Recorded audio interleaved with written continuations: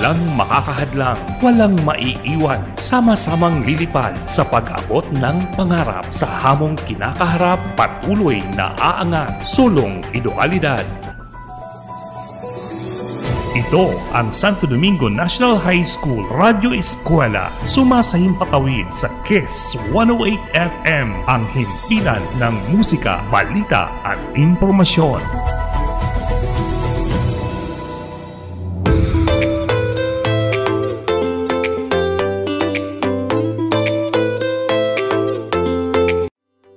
Isa na namang magandang umaga para sa mga mag-aaral ng ika-10 baitang sa asignaturang Edukasyon sa Pagpapakatao.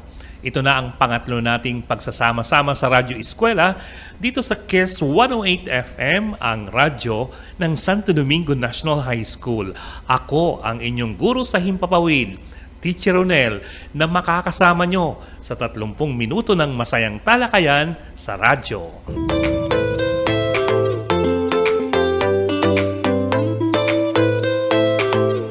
Tulad ng dati ko nang sinasabi sa inyo bago tayo mag-umpisa, dapat nasa komportable kayong lugar.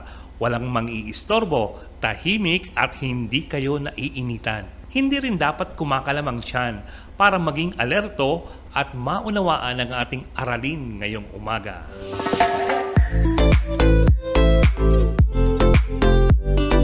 Ihanda na ang inyong ballpen, papel at syempre ang inyong module. Mas mainam kung binasa nyo na ang module para mas madali kayong matuto.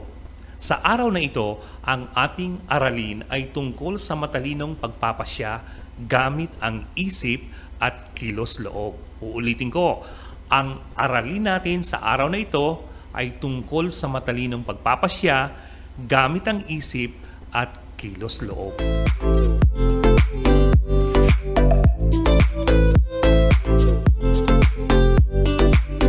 Bago natin simulan ang pag-aaral sa Module 2 ng inyong asignatura sa ESP10, samahan niyo muna ako na balikan ang mahalagang kaisipan o aral na natutuhan niyo sa unang module. O ano, handa na kayo? Kapit na at babalikan natin ang Module 1.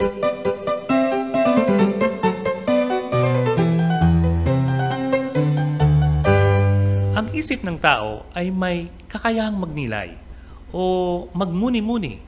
Ito ay nangangahulugan na kaya ng isip na pag-aralan, timbangin ang mga bagay-bagay sa isang partikular na sitwasyon para makabuo ng matalinong pagpapasya. Halimbawa, gusto mo sanang huwag makinig sa ating radyo eskwela ngayon dahil gusto mong maglaro sa iyong cellphone. Pero pinag-isipan mong mabuti ang maaaring idulot ng hindi mo pakikinig at ang pakinabang mo rin sa game sa cellphone. Matapos ang ilang sandali, nagdesisyon ka na makinig sa radyo eskwela.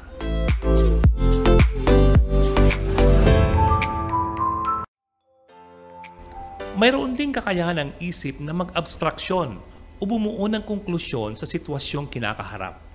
Halimbawa, pasang-awa o 75 ang average ng lahat ng subject mo last school year. Kabaliktaran ng mga nakaraang taon na kasama ka sa top 10.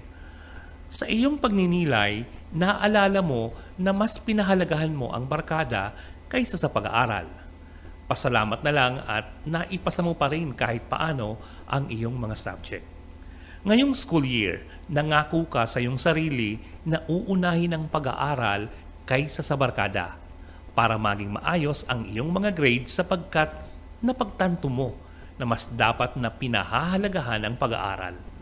Nang mabuo sa iyong isipan na mas pahalagahan ang pag-aaral, iyon ang tinatawag na kakayahang mag-abstraksyon o kakayahan ng isip na bumuo ng konklusyon sa mga nangyayari o mga sitwasyong kinakaharap natin.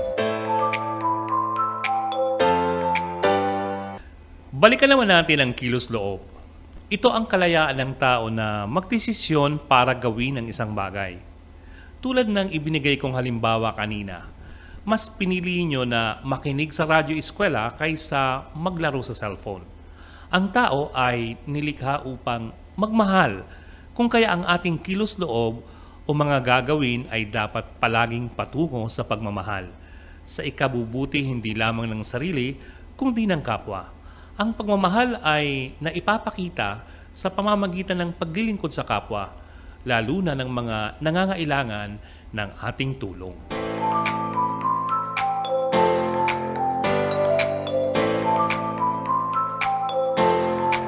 Ang ating kilos-loob ay umaasa sa ating isip, kaya kailangang paunlarin natin ang isip sa pamamagitan ng pag-aaral upang matagpuan ang katotohanan, upang matuklasan natin na tayo ay nabubuhay para maglingkod sa kapwa. Ang isip natin ang magdidikta sa ating kilos-loob na gumawa ng kabutihan at ng pagmamahal.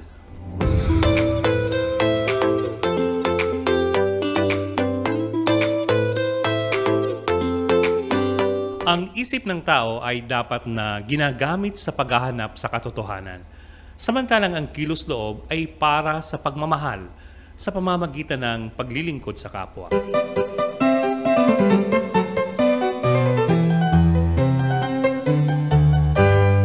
Ngayong tapos na ang ating pagbabalik tanaw sa Module 1, handa na tayo upang umpisahan ang pag-aaral sa Module 2.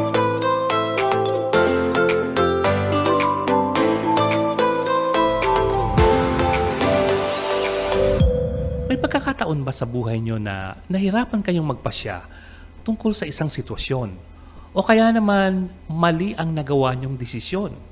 Bakit nagkaganon? Hindi ba sa Module 1 sinasabi na ikaw, ako, tayong lahat ay obra maestra ng Diyos? May mga kakayahan na katulad ng sa Diyos.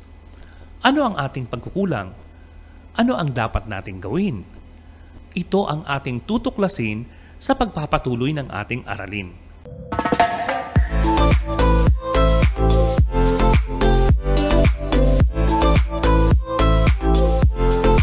Buklatin ang inyong module sa page 14 at dumako tayo sa pagtuklas ng dating kaalaman.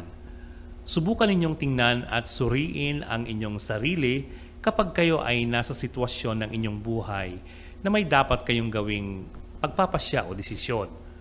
Sa unang gawain, kumpletuhin ang mga pangungusap gamit ang ballpen at papel. Sagot lang muna ang inyong isusulat sa kanaang mga tanong kapag nailipat nyo na sa papel na ibibigay sa akin ng inyong magulang sa pagsauli nyo ng inyong module. Bago ko makalimutan, ang ibig sabihin ng salitang pinipili sa 5 pangungusap kung ano ang pinipili nyong gawin. Halimbawa sa una, sa pagising nyo, marami kayong pagpipilian na pwedeng gawin. Ano ang pinili nyo na ginagawa nyo sa tuwing kayo ay gigising? Uulitin ko, ang ibig sabihin ng pinipili sa mga pangungusap na inyong tatapusin ay ang pinili ninyong gagawin sa mga sitwasyon. Bibigyan ko kayo ng 2 minuto upang tapusin ang gawain. Mag-uumpisa na ang inyong 2 minuto.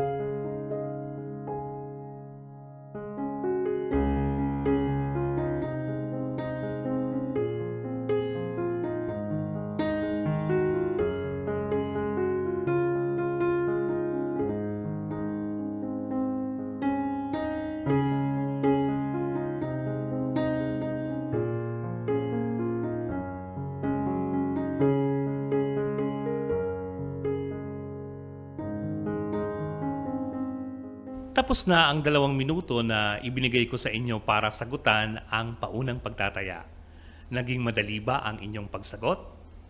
Dapat hindi kayo nahirapan dahil aalalahanin nyo lang naman ang mga ginagawa nyo sa mga nasabing sitwasyon.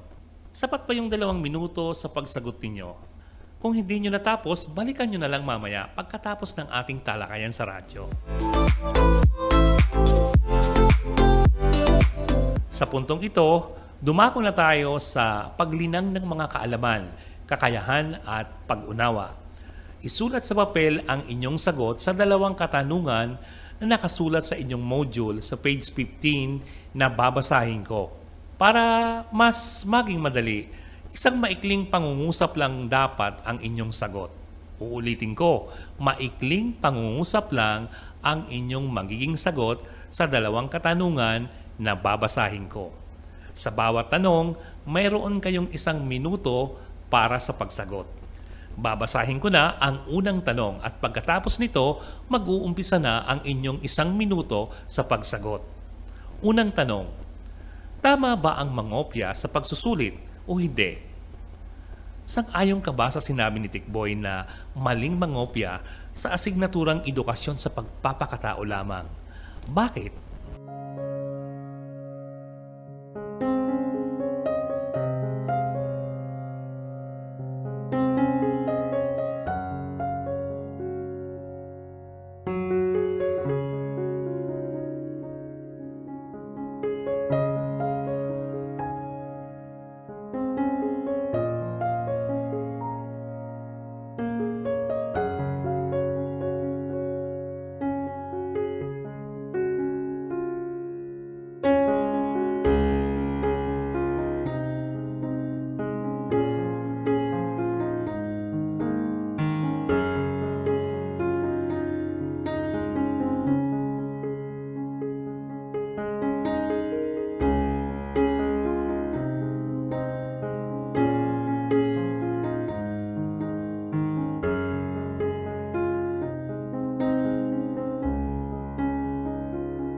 Sana naman sa loob ng 1 minuto, natapos nyo na ang pagsagot sa unang katanungan.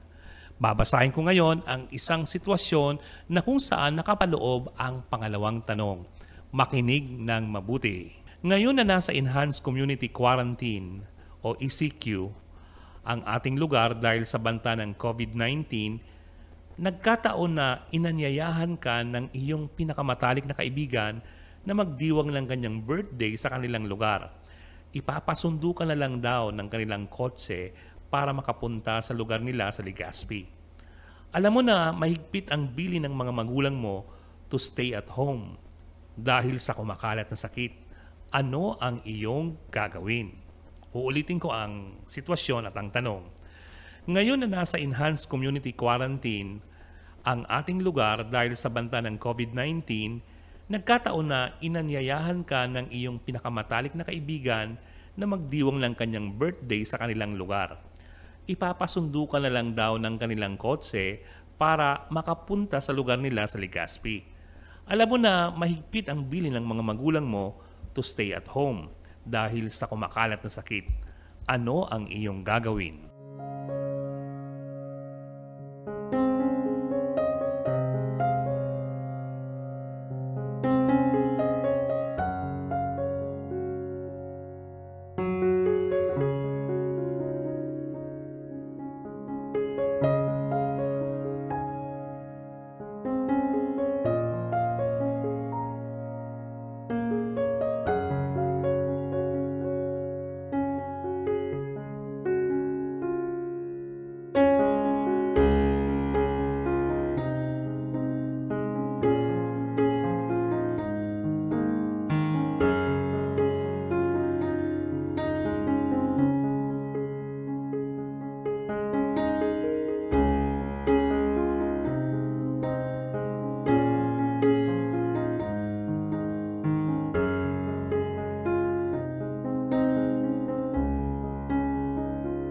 Ngayong tapos na kayo sa pagsagot sa 2 katanungan sa paglinang ng mga kaalaman, kakayahan at pangunawa, dumako na tayo sa pagsusuri ng inyong mga sagot.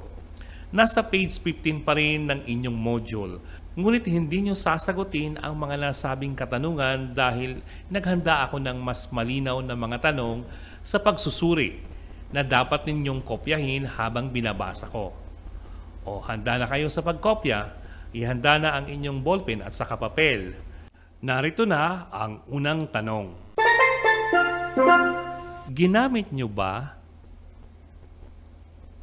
ang inyong isip sa paghahanap sa katotohanan sa inyong mga naging sagot?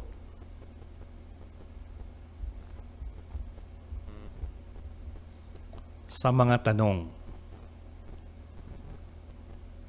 ipaliwanag. Uulitin ko ang tanong. Ginamit nyo ba ang inyong isip sa paghahanap sa katotohanan sa inyong mga naging sagot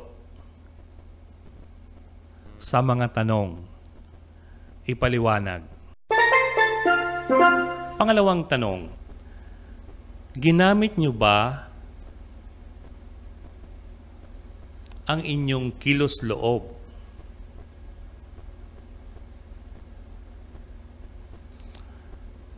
sa pagmamahal sa inyong mga naging sagot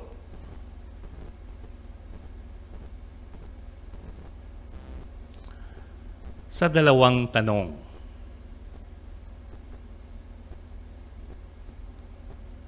Ipaliwanag. Muli kong uulitin ang tanong. Ginamit niyo ba ang inyong kilos loob sa pagmamahal sa inyong mga naging sagot sa dalawang tanong? Ipaliwanag. Narito ang pangatlong katanungan. Nahirapan ba kayo sa pagpapasya sa dalawang tanong? Ipaliwanag. Muli kong uulitin ang tanong. Nahirapan ba kayo sa pagpapasya sa dalawang tanong? Ipaliwanag. Ngayon naman, babasahin ko ng magkakasunod ang tatlong katanungan para masigurado nyo na tama ang inyong mga kinopyang tanong. Unang tanong, ginamit nyo ba ang inyong isip sa paghahanap sa katotohanan sa inyong mga naging sagot sa mga tanong? Ipaliwanag. Pangalawang tanong, ginamit nyo ba ang inyong kilos loob sa pagmamahal sa inyong mga naging sagot sa dalawang tanong? Ipaliwanag. Pangatlong tanong, nahirapan ba kayo sa pagpapasya sa dalawang tanong? Ipaliwanag. Bibigyan ko kayo ng 3 minuto para sagutin ang mga tanong. Hanggat maaari, gawin niyong maikli ang inyong mga sagot. Mag-uumpisa na ang inyong 3 minuto.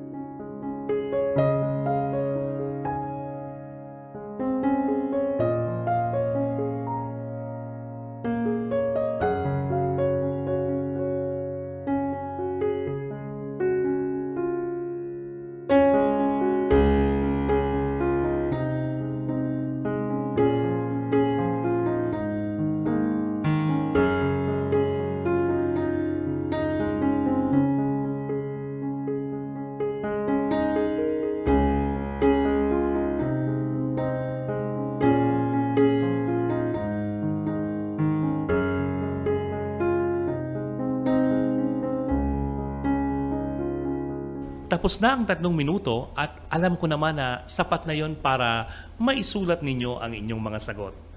Ngayon, handa na kayo sa susunod na bahagi ng inyong module, ang pagpapalalim.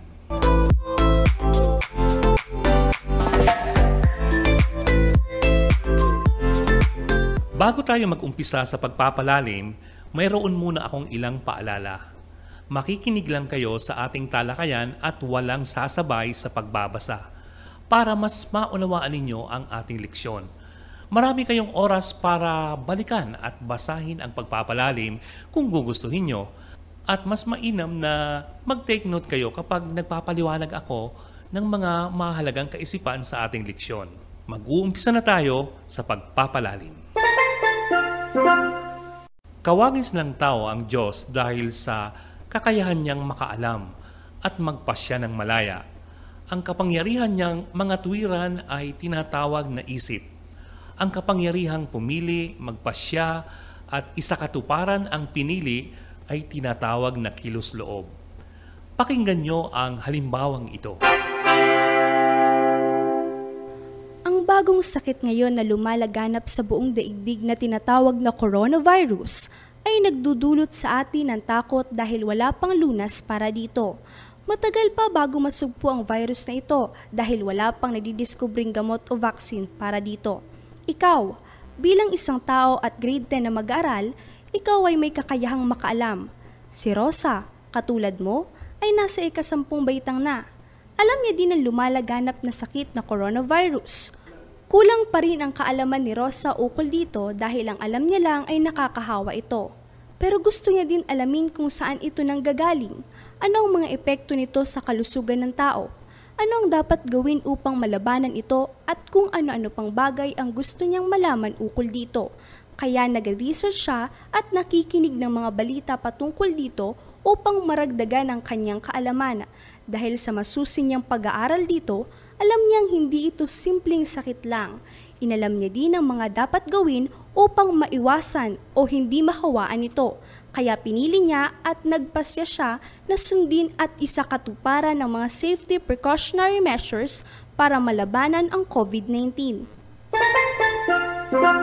Sa halimbawang inyong narinig, ipinakita ni Rosa ang kakayahan niyang makaalam gamit ang kanyang isip. Hindi siya nakontento sa mga naririnig tungkol sa COVID-19. Gusto niyang magkaroon ng mas malalim na pagkakaintindi kaya ginawa niya ang pagbabasa at personal na pananaliksik upang ganap niyang maunawaan ang nasabing sakit. Sa inyong palagay, bakit ginawa ito ni Rosa? Bakit hindi na lang siya naniwala sa kanyang mga naririnig? Sino ang gustong sumagot? Pwede kayong mag-text sa akin ngayon. Joke lang. Limitado ang ating oras kaya hindi natin kayang gawin yan sa ating programa. Balikan natin ang tanong, bakit kailangang mag-research ni Rosa samantalang pwede naman na paniwalaan na lang niya ang mga naririnig? Sinasabi kasi ng isip ni Rosa na kulang pa ang kanyang nalalaman na kailangan pa siyang magsaliksik para mas maintindihan ng lubusan ang sakit bago siya magpasya sa kanyang gagawin. Nang makuha ni Rosa ang sapat na impormasyon sa coronavirus, saka siya nagpasya na sundin ang health protocol. Dahil tiyak niya na ito ang tama at makakabuti hindi lamang sa sarili kundi pati na rin sa kanyang kapwa. Sa halimbawa, ipinakita ang kakayahan nating makaalam sa mga pangyayari. Magkaroon ng mas malalim na pagkakaintindi na siyang magiging daan upang makagawa tayo ng tamang pasya. Desisyon na makakabuti hindi lamang sa ating sarili kundi maging sa ating kapwa. Ang isip ay nagagamit ng tao upang makaalam, maunawaan ang mga pangyayari at makabuo ng konklusyon o abstraksyon. Dahil hindi perpekto ang isip ng tao, nakakaramdam siya ng kakulangan, kaya't patuloy siyang nag-aaral upang matagpuan o malaman ang katotohanan. Katotohanan na siya namang tunguhin ng isip. Narito ang pangalawang halimbawa. Pakinggan nyo. Si Pamela ay 5 taon ng kasal kay Noel. Binihiyaan sila ng isang anak na lalaki na 7 buwan pa lamang. Simple lang ang pamumuhay ng kanilang pamilya. Si Noel ang nagtatrabaho para sa kanyang pamilya bilang isang truck driver na nagde-deliver ng mga pagkain sa 3 lalawigan ng Bicol, ang Camarines Sur, Albay at Sorsogon. 3 beses lang umuwi kada linggo si Noel sa bahay nila dahil sa kanyang mga biyahe at schedule na paiba-iba. Naiintindihan ito ni Pamela dahil para naman sa kanila ang ginagawa niya. Napapadalas ang pag-inom ni Noel kaya kalahati na lang ang naabot niyang pera kay Pamela. May 2 linggo na hindi umuuwi si Noel sa kanilang bahay. Sinasabi nito sa kanyang asawa na madami lang talaga ang mga deliver nila. Iniintindi naman ito ni Pamela. Subalit, habang nag-Facebook si Pamela, may nag-chat sa kanya na nagsasabing ang kanyang asawa ay may babae kaya matagal lang hindi umuuwi. Pagkabasa ni Pamela ng chat mula sa kanyang kaibigan, nanlamig si Pamela. Nag-isip muna siya ng mabuti bago magbigay ng reaksyon o kumilos.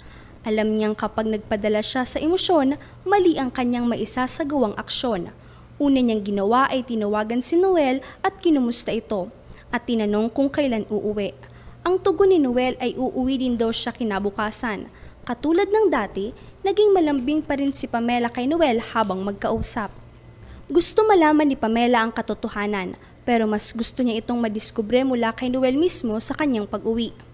Noong araw din yun, nagtanong-tanong si Pamela sa mga katrabaho ni Noel kung may napapansin ba silang kakaiba sa asawa niya. Tugon naman nila ay wala. Masipag at dedikado sa trabaho si Noel. Pag-uwi ni Noel, naghain ng pagkain si Pamela para sa kanya at doon sila nag-usap ng mahinahon. Kinausap ni Pamela si Noel ng mahinahon, hindi nagbibintang o nagdududa, kundi naghahanap ng katotohanan. Doon niya lang nakumpirma na walang katotohanan ang chat ng kanyang kaibigan. Kalahati lang pala ang naiaabot niyang kay Pamela dahil noong araw din yon dumating ang pinadeliver ni Noel na refrigerator para sa kanila. Kaya kalahati minsan ang naibibigay niyang sahod dahil inipon niya para makabili ng refrigerator. Sobrang natuwa si Pamela sa katotohanan na kanyang natuklasan at wala siyang pagsisisi sa ginawa niyang pasya para malutas ang kanilang problema.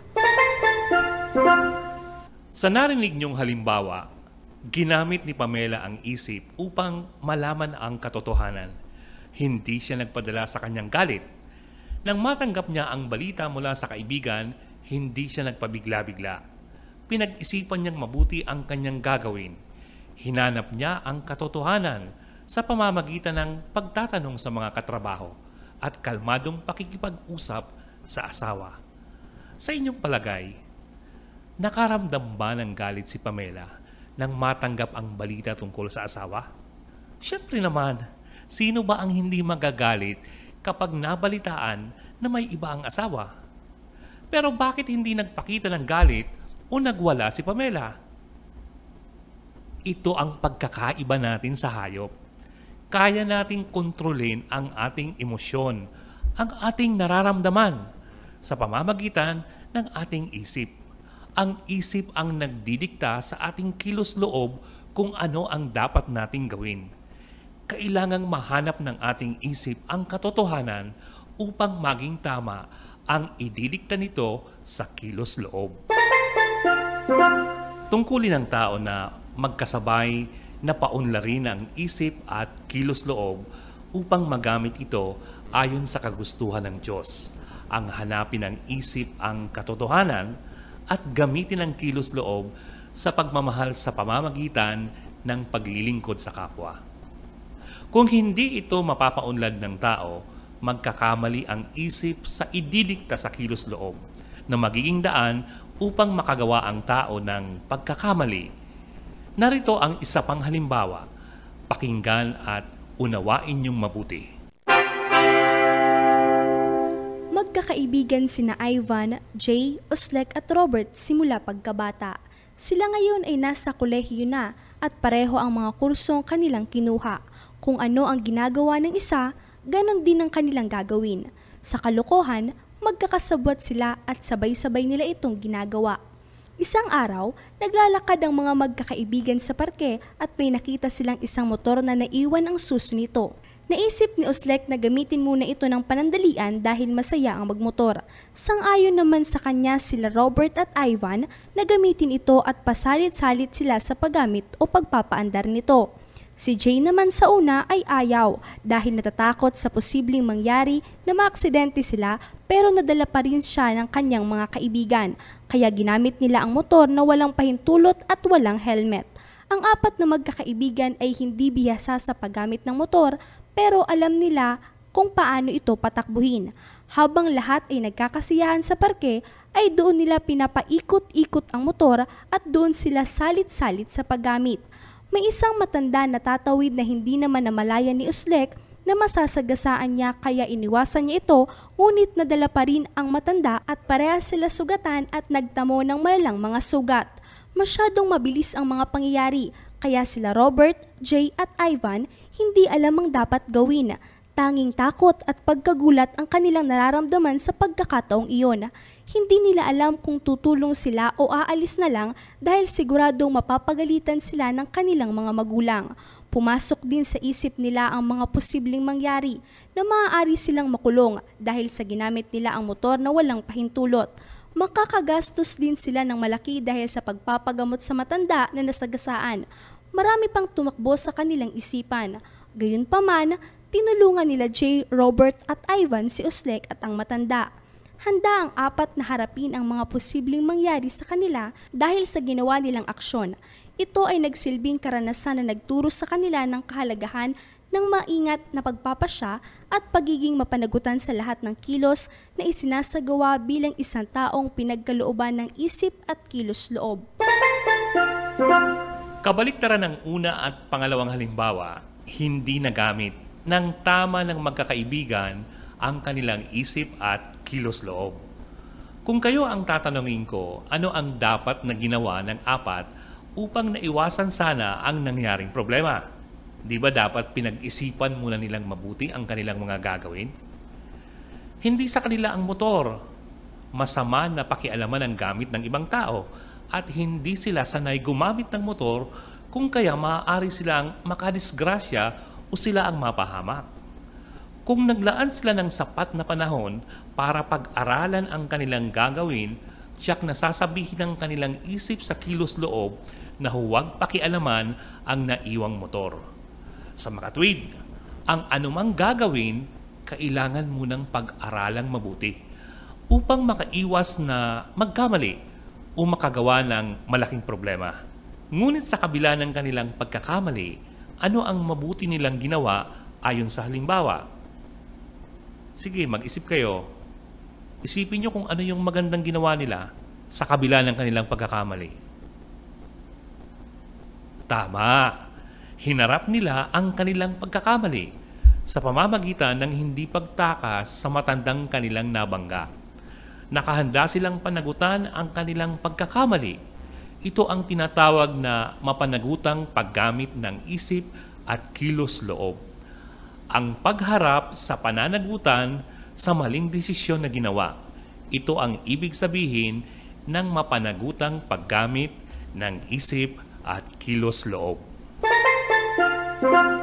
Ang tatlong halimbawa na ating pinag-aralan ay may mahalagang aral na dapat niyong matutuhan sa paggawa ng pasya o desisyon.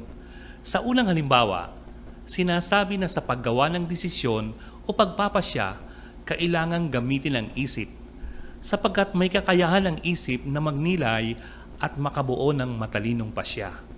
Sa pangalawang halimbawa naman, kailangan ng pagiging mahinahon. Huwag magpabigla-bigla sa pagdidesisyon. Kailangang mabigyan ang isip ng sapat na panahon para mapag-aralan ang sitwasyon nang mahanap ang katotohanan at makapagpasya ng tama. Samantalang sa pangatlong halimbawa, itinuturo na kapag nagkamali sa ginawang desisyon, kailangang harapin ito. Huwag takasan ang problema, sapagkat sa pagharap sa problema lamang, mahahanap ang tamang solusyon. Uulitin ko ang mga hakbang sa matalinong pagpapasya. Pakinggan niyong mabuti. Una, gamitin ang isip. Pangalawa, maglaan ng sapat na panahon bago magpasya para magkaroon ng pagkakataon ng isip na mahanap ang katotohanan. At pangatlo, harapin ang pananagutan kung nagkamali sa ginawang pasya. Dito na nagtatapos ang aking pagtalakay sa Module 2. Inaasahan ko na naintindihan ninyo ang mahalagang aral na dapat nyong natutuhan. Dumako na tayo sa pagsasapuso. Hindi nyo gagamitin ang mga tanong sa module dahil magbibigay ako ng sarili kong mga tanong. Isulat sa papel ang mga sumusunod na tanong. Kunin na ang ballpen at saka ang inyong papel. Una, ano ang mga paraan sa matalinong pagpapasya o paggawa ng desisyon? Uulitin ko, ano ang mga paraan sa matalinong pagpapasya o paggawa ng desisyon? Pangalawang tanong, ano ang natuklasan mo sa iyong sarili na may kaugnayan sa araling ito? Ano ang natuklasan mo sa iyong sarili na may kaugnayan sa araling ito? Muli kong babasahin ang dalawang tanong para matiyak ninyo na tama ang inyong kinopya. Una, ano ang mga paraan sa matalinong pagpapasya o paggawa ng desisyon? Pangalawa, ano ang natuklasan mo sa iyong sarili na may kaugnayan sa araling ito? Ngayon, kopyahin nyo naman ang mga tanong para sa pagsasabuhay. Para hindi kayo malito, ang mga tanong ko na lamang ang inyong sasagutin. Nangangahulugan na hindi nyo na sasagutan ang mga tanong sa module. Huwag kayong mag-alala. Mas pinadali ko ang mga tanong na ibinibigay ko dito sa Radyo Eskwela. Tulad kanina, kailangan nyo ring kopyahin sa papel ang mga sumusunod na tanong para sa pagsasabuhay. Handa na kayo sa muling pagsulat ng mga tanong. Unang tanong, anong mga safety protocols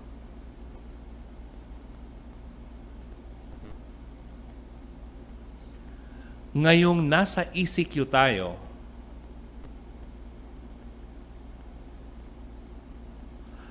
ang nagdadalawang isip kang sundin?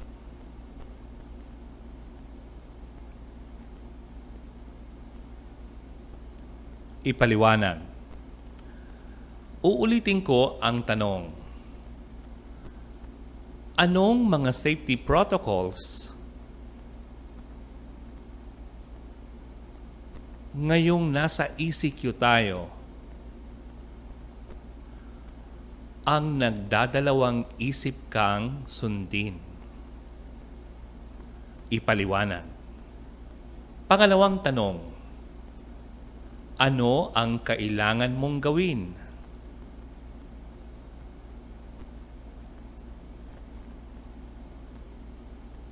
upang makapagdesisyon ka ng tama?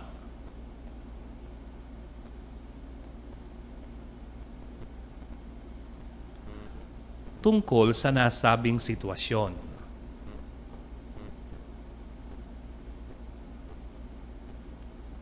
Uulitin kong muli ang pangalawang tanong para makuha nyo. Ano ang kailangan mong gawin upang makapagdesisyon ka ng tama tungkol sa nasabing sitwasyon? Balikan natin ang una at pangalawang katanungan para ma-review nyo ang inyong mga sinulat. Anong mga safety protocols ngayong nasa ECQ tayo ang nagdadalawang isip kang sundin? Ipaliwanag. Pangalawang tanong, ano ang kailangan mong gawin upang makapagdesisyon ka ng tama tungkol sa nasabing sitwasyon? Dumako na tayo sa bahagi ng pagtataya.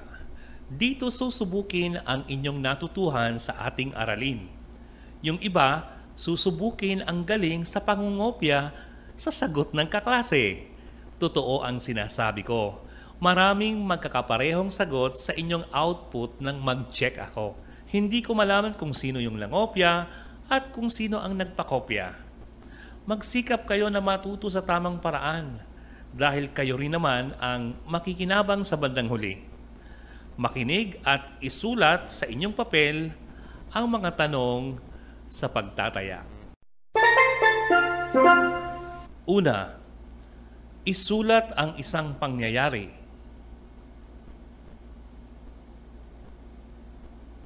Sa buhay mo na kung saan nagkamali ka sa pagpapasya. Uulitin ko. Isulat ang isang pangyayari sa buhay mo na kung saan nagkamali ka sa pagpapasya. Pangalawa, alin sa mga tamang hakbang sa pagpapasya ang hindi mo nasunod?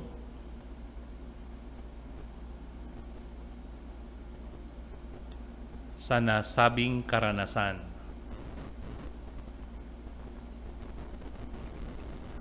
Ipaliwanag ang iyong sagot.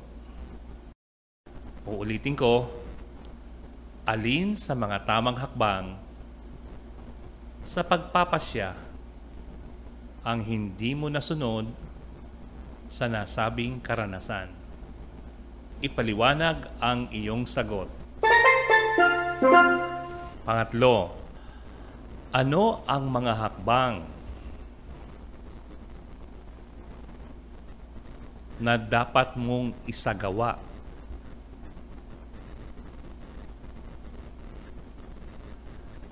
para hindi ka na magkamali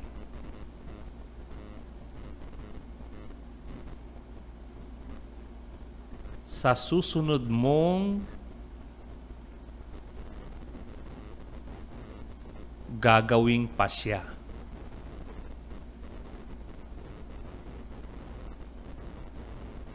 Uulitin ko, ano ang mga hakbang na dapat mong isagawa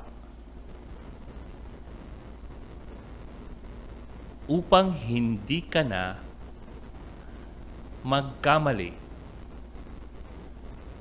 sa susunod mong gagawing pasya? Balikan natin muli ang mga isinulat niyong katanungan sa pagtataya. Una, isulat ang isang pangyayari sa buhay mo na kung saan nagkamali ka sa pagpapasya. Pangalawa, alin sa mga tamang hakbang sa pagpapasya ang hindi mo nasunod sa nasabing karanasan? Ipaliwanag ang iyong sagot. At pangatlo, ano ang mga hakbang na dapat mong isagawa para hindi ka na magkamali sa susunod mong gagawing pasya? Inaasahan ko na nakopya nyo ng maayos ang lahat ng mga tanong at gawain na ipinasulat ko. Kung maaari, pagkatapos mismo ng ating radyo eskwela ay magawa nyo na ang mga activity upang maging madali ang inyong pagsagot dahil katatapos pa lamang ng aking pagtuturo sa inyo. Mas madali nyong masasagot ang mga tanong. Bago ako magpaalam, narito muna ang ilang paalala. Huwag kalimutan na isulat ang inyong pangalan at section sa inyong output. Kung dalawang papel ang inyong ginamit, dapat may pangalan pareho. Masasayang ang inyong score kung walang pangalan ang inyong papel. Sa mga nagsusubmit ng digital output, gumamit ng MS Word or WPS sa inyong output. Ang module na ipinapadala ko sa inyo ay reading material, kaya hindi nyo kailangang ilagay doon ang inyong mga sagot at ipadala uli sa akin yung module. Sana naging malinaw ang lahat para hindi naman ako mahirapan kapag nag-check na ng inyong mga outputs.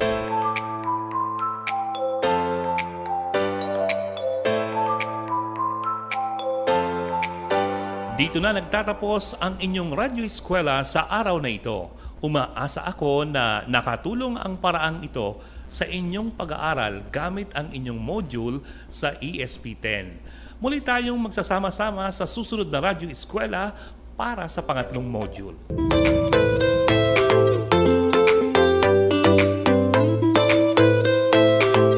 Muli tayong magsasama-sama sa susunod na Radyo Eskwela para sa pangatlong module.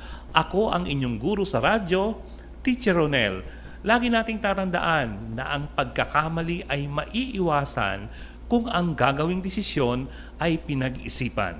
Paalam!